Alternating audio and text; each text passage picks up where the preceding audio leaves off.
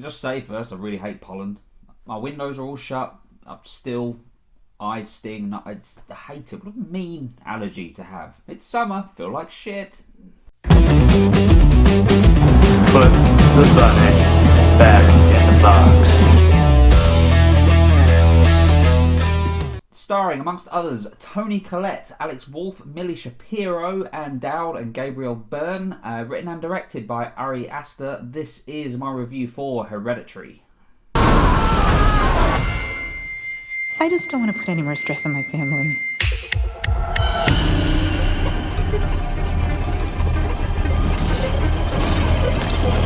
Hereditary focuses on the Graham family. The mother, Annie, played by Toni Collette, her mother has just died, and she, her husband, and their 2 children are left to deal with the aftermath of her demise. Strange things begin happening. Stranger things continue to happen, and it continues to get more and more strange and terrifying and scary as things go on. Hereditary isn't the type of movie that I thought it was going to be. I thought it was going to be an outright horror, and it is a horror movie, definitely, sort of unequivocally a horror movie, but it's not the sort of one that I thought I was going to see walking into it.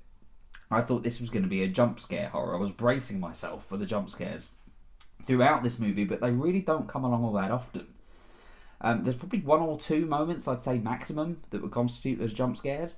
But just to clarify, I'm not saying this is a bad thing at all, because it absolutely works in this movie's favour. Before we get into that, though, I just want to say something about Toni Collette, because give this woman all the awards. All of them. Like, just every single one. Even Best Animation. Just give her all of them. She is so good in this film. So good. Every single second she's on screen, she is utterly convincing, and there's just certain moments where, in fact many moments, where this movie would be nowhere near as good as it is without her skills and her ability to just make even the smallest moments seem crucially important. And there's no spoilers here. I'll do a little spoiler bit after I've given the rating, so just be warned of that. But there's a scene in particular where she first gets an insight into supernatural things occurring. And I won't say what that is, but you'll know it when you see it. And normally when these sort of things happen, you expect a certain sort of reaction from the character that you're seeing on the screen, and it's a horror movie trope reaction that you expect. But here, her character Annie, she reacts to what she's seeing in a way that is absolutely the way that you would expect just a regular person like me or you to react to that kind of scenario, to that kind of situation. Everything she says, every look she gives, every breath that she takes is utterly convincing. And yeah, so much of the fear in this movie, so much of the scariness about it is built up from her and how she's reacting and how she's interacting with people. It's an amazing performance. It's one of the best performances I've seen in a film, at least this year, possibly last year as well. And she's not the only one that's brilliant. Everybody in this is good, really. The little kid in this, Millie Shapiro, is... I can't really explain how good she is. She's creepy in the best possible way. She does exactly what she needs to do. The husband character, he doesn't get as much to do. He's often the one throughout this movie that's kind of taken a step back a little bit. He's out of what's happening for the most part. When he gets more involved later on, he's great. But yeah, he doesn't get as much to do as the others. And that's Gabriel Byrne, by the way. His name slipped my mind for a moment there. Alex Wolff as Peter, he gets so much to do in this and so many difficult things to do. Like, none of the characters in this are straightforward. Nothing about this movie is straightforward at all. But yeah, he, perhaps more than others, apart from maybe Toni Collette, has the most to work with. And for the most part, he nails it. For the most part, he's incredibly good. There's one problem I have, is that he doesn't seem to be able to do the crying scenes well. There's one part in particular where his tears they're important. They would help to back up what's happening in an already incredibly creepy scene. But it doesn't quite work. His crying scenes were a little bit over the top, and it's a small thing to say, but it did take me out of a moment that was, until he started crying, just incredibly well built up. Ann Dowd as well, she plays a character called Joan, and she's a different sort of character to the rest of them. She's not a member of this family. She's somebody who Toni Collette's character meets, and she's fun. She's a very fun character. I wasn't sure what to think of her at first, but as it went on and as she kind of weaved more into the plot a little bit more, I grew to like her a lot more than I did initially. And yeah, sort of the main cast in this, apart from the odd little crying moment, nobody puts a foot wrong. As for the actual plot of Hereditary, it's a film I really want to see again. I get it for the most part. Like, there's a few bits here and there where I'm like, oh, why did that happen? Or why did that happen in that way? But I don't want to write them off as just inconsistencies or plot holes or just silly moments for the sake of it, because there's so much in this, so many little moments scattered throughout the film that feel important. Even if it's just a little tub of paint being knocked over, for example. It's something that I want to go back and see again, just to try and connect all these pieces back together, because I feel like there is something extremely good here, but it's not that it misses it either. Like, I really enjoyed it. Like, I get the majority of the story, I get where it's going, and it all does make sense to me. But yeah, just a few moments here and there. I feel this is a movie that deserves a second watch, much like Mother. And not that I'm saying this is like Mother. It does seem that there's a divide between critics and audiences a lot. But yeah, as I say, just little pieces here and there that I just want to see how they connect. Now, for how scary Hereditary is, very. It is very scary. It's very tense. And things are done in such a great way. I was talking to Mel about this as we were walking home, and you know, in movies like The Conjuring, where you have tension built up, and then you get a jump scare, and the jump scare comes along, and when it happens, it's a horrible moment, and you kind of sit upright and bolt up. But once it's done, you exhale. You just kind of, oh, okay, that was awful. Glad that's out of the way. But with this, you don't get that much. Instead, you get the tension building, but you don't get that release all the time.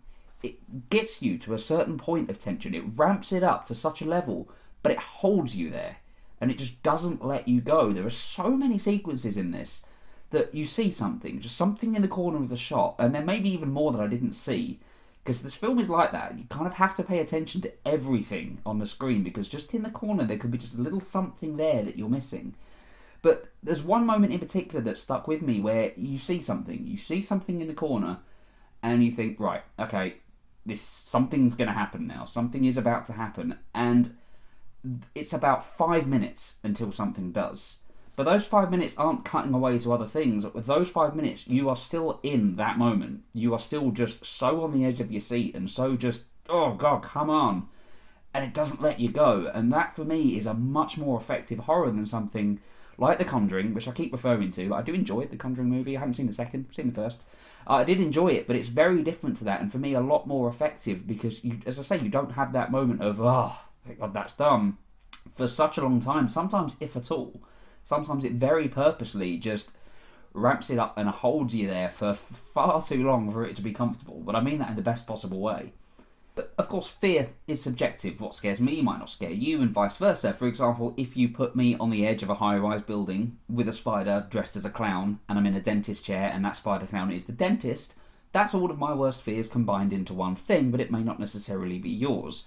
So it's hard to say whether this is a film that's going to be scary for everybody. I'd be surprised if there weren't moments that are scary for at least most people, but yeah, it's one of those things that are hard to judge, but for me, it all works in the execution. It all works because of how it's directed, and the sound as well is used so effectively. Like, when tension's building, when things are getting sort of, the music is used in such an effective way that, yeah, I just love this film. I love the way that this is done as a horror. It's one of the favourite horrors I've seen in quite some time, for the most part. And I don't just want to skim over the directing either, because this is done extremely well. This is a beautifully directed film. It knows what it wants to do, it knows how to make the most of moments, and it knows when to show and when not to. And again, for the most part, I'm going to come to something I didn't like in a minute.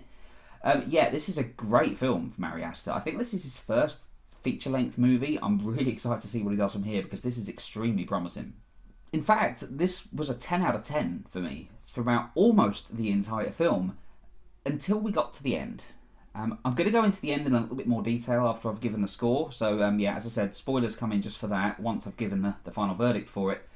But the ending for me, and seemingly for a lot of people in the screen that I watched it in, was the moment where we all just kind of went, damn it.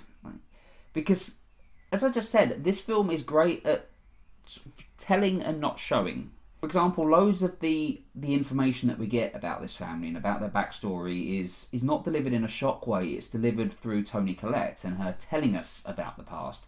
and she does it in such a brilliant way that it's automatically very, very creepy. And there's lots of things like this throughout. Like, we see just enough. We see all we really need to see to be able to form our own conclusions on it.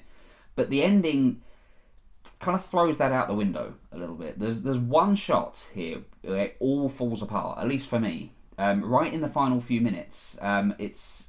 I'm not going to say anything now. I'm not going to say what it is, but yeah, for me, it goes too far. It doesn't show the same level of restraint that the rest of the film has, and it really suffers as a result. Like, it's knocked it down a couple of marks for me just because of how poor I think this ending was handled. And I don't mean that in a story sense. Sort of narratively, it fits. Narratively, it goes well. And I'd say narratively as well, it's a good ending, but it's just the way it's done, the way it's portrayed on screen is just... it's so disappointing. It's so not what the rest of this is, and it just drops the ball in a way that just... yeah, it took me out of it. It took me out of it when I was so invested and so involved and just engrossed in what I was seeing. And those final few minutes was just like, oh, come on. Like, it was the point where people started walking out, which was a bit of a reaction, I think, personally. And I think the ending is where the problem has come from for Hereditary for a lot of people, because the cinema score for this is D+, I think, which is incredibly low.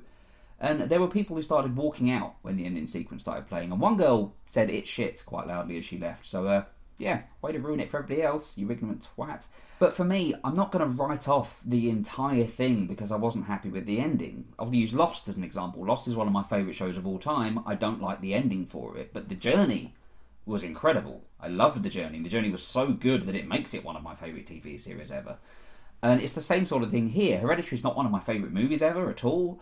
But I loved what we got until we finally reached the end. And yeah, the ending was a letdown, for me at least, and for seemingly quite a lot of other people as well. You could almost hear, in fact not even almost, you literally could hear from a lot of people in this screen just that, when things got to the point that they got to. And that's a real shame, because this did so much right until that point. But overall, Hereditary is a very effective horror movie. It knows how to build scares, it knows how to keep you on the edge of your seat, and more importantly, it knows how to make things almost unbearably tense. It's really good at that. It's just a shame that it did drop the ball for me, at least in the final few minutes. I'm going to give Hereditary an 8 out of 10. Have you seen Hereditary? If so, let me know what you thought of it in the comments. I'm about to go into spoiler talk for the ending right about now. So the movie turns out to be about the grandmother of the family trying to bring across a demon called Payman, one of the kings of hell. Could have bought Crowley. I love Crowley. Trying to bring one of the kings of hell called Payman into this world, and they're going to do that by having him embody one of the children. He can only take a male host. He can only be at his most powerful when he has a male host. And for the majority of the film, he's been in the young girl Charlie. When she's killed, he appears, at least from my interpretation, to kind of jump to the mother for a bit and then end up in Peter. And that all makes sense to me. Like, I get that. I get what they're doing, and I like that. I think it's a neat way of doing it. Like, it's fun, it's interesting. But the way it's done is so crap, really. He's up in the attic, and there's a brilliant scene where Toni Collette's Annie's just banging her head like really quickly against the door to the attic trying to get in. Like, it's all really good. It's all like, oh my god, what's going to happen? And then we cut to 3 naked people just standing in the corner staring. I think they might have even been giggling at some point. And it was just, what? What is that?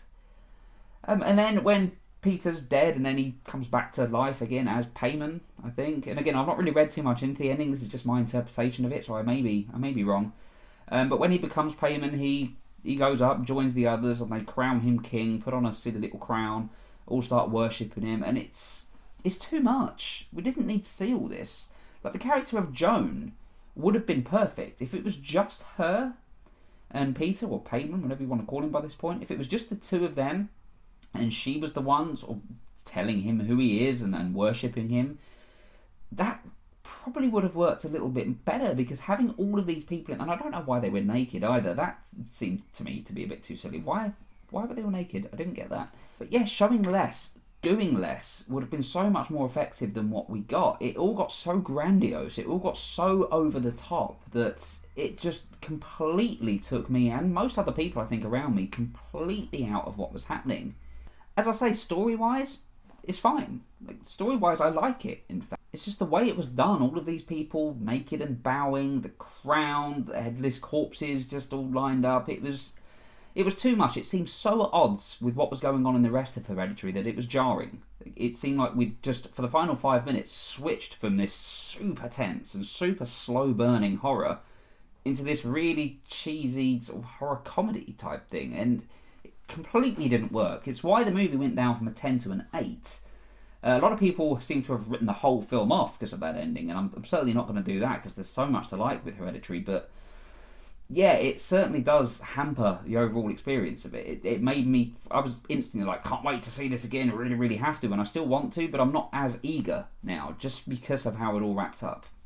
But that's just my thoughts. Other people may love the ending, and if you do, yeah, please get in touch. Let's talk about it. Let's dissect this movie, because it's certainly one that demands some conversation, I think. It's one I want to analyse a little bit more, and I'm going to, once the football's over, because there's football all day today, I'm going to read up on that ending and sort of look more into it. But yeah, for me, that's just a shame. But spoilers over for that now. So yeah, what did you think of Hereditary? Let me know in the comments. You can follow me on Twitter at JoePJulians. I'll have a review for Ocean's 8 up sometime this week as well. Looking forward to seeing that one. But yeah, thank you very much for watching, and I'll see you on the next video.